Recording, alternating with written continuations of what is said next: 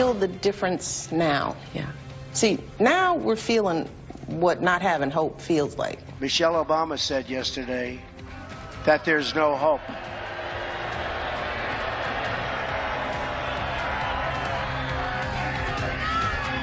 But I assume she was talking about the past, not the future, because I'm telling you, we have tremendous hope. We're back with our panel. Let me ask you, because you know First Lady Michelle Obama, when she said, now we're feeling what lack of hope feels like, I mean, what did she mean? I think she's talking about the more than half of the voters who voted against Donald Trump who now are feeling more fearful than hopeful. She wasn't, I think, speaking about, obviously, the Trump supporters who are feeling more hopeful and happy. But you have to remember, we have two countries. And there is a level of heartbreak and there's a level of concern and actually a level of fear, especially within the Muslim community, the immigrant community, that she was trying to speak to. And I think she's speaking for a lot of people. What did you make of the comments? Exactly the same. We're a divided country. She was speaking for a side of the country that had wished for a different outcome. I took it as a personal comment as opposed to something more political. She fought very, very hard for Hillary Clinton to win, and they did not win. And I think she's seeing part of her husband's legacy going away with the incoming presidency. So that does take a personal hit on her. I took it more as a personal thing. I don't think she meant it politically the way it's being interpreted, but it's a difficult loss for her and the president and Democrats and those who didn't vote for Donald Trump. So I didn't take it as something super strong against Donald Trump. The electors meet tomorrow, and there has been this campaign to try to get some of them to not vote for Donald Trump, to be faithless electors. Some Hollywood celebrities have put out a video appealing to them, even appealing to specific electors by name. Take a look. Hello, Ashley McMillan. This message is for you. As you know, Mr. McMillan, our founding fathers built the Electoral College to safeguard the American people from the dangers of a demagogue. One little thing, Ashley McMillan's a woman, but beyond that, Ashley McMillan, who I believe is the vice chair of the Republican Party of Kansas, wrote to the Wall Street Journal to talk about the pressure she felt, not from these celebrities, but from others. And Ms. McMillan wrote, "I won't violate the will of the people of Kansas simply because coastal elites think Mr. Trump tweets too much." Do you think there's any hope that anything other than Donald Trump becoming president will happen tomorrow? I think for these people, for these celebrities. I think very little.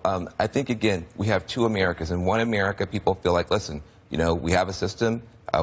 We won an electoral college landslide. Let it go forward. You have other people who say we think this guy is dangerous.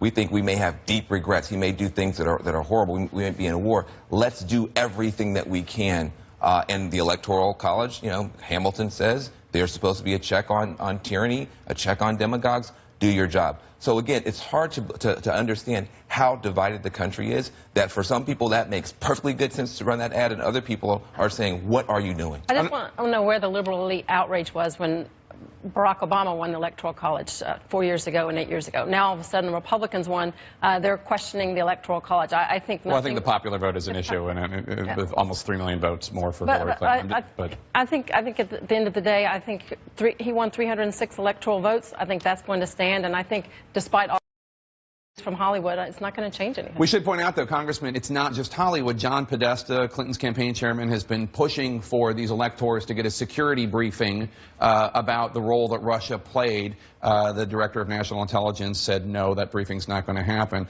So I can't say that it's just Hollywood liberals and actors. The Clinton campaign has a hand in this, too. I think this is dangerous. This whole even notion that there's two Americas and we're going to live with the fact that there's two Americas is dangerous, because that is created a level of political divide that's very hard to get over if you go through this process. And I think this adds fuel to that fire. It's somehow somebody stole it. So let me get this right. They're basically saying all of the emails that were released showed us doing some really bad things that made Americans lose faith in us. Had whoever done it, I would assume it would be the Russians through WikiLeaks.